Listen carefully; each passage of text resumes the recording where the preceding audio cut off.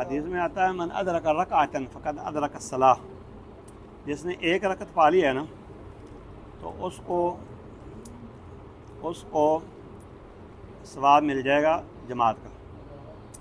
لیکن پہلی صف میں کھڑے ہوئے لوگ اور آخری صف میں کھڑے ہوئے لوگ برابر نہیں ہیں۔ پہلی صف والوں کے لیے دعائیں دی گئی ہیں، حتیٰ کہ دائیں طرف والوں کے لیے دعائیں دی گئی ہیں۔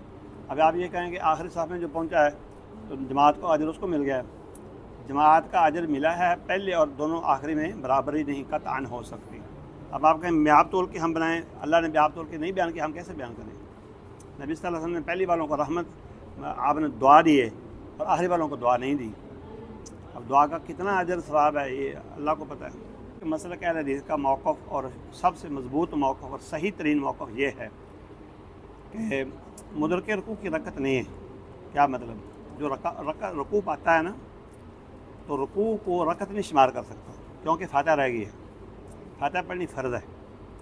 اب وہ رکوع کے اندر ملا یا رکوع کے بعد ملا ہے، فاتحہ نکل گئی، چاروں رکعتیں نکل گئی، اب وہ کھڑا رہے، نماز با جماعت پڑھے، اللہ کو پتہ ہے کتنا اجر ملنا ہے اس کو، لیکن اجر و ثواب جو جماعت کا ہے اس سے محروم ہے۔ بلکہ یہ کہنا چاہیے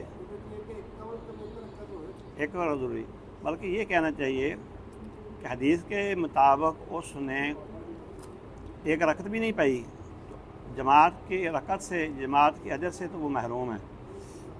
ہاں، باقی اس کا معاملہ آپ کے ساتھ۔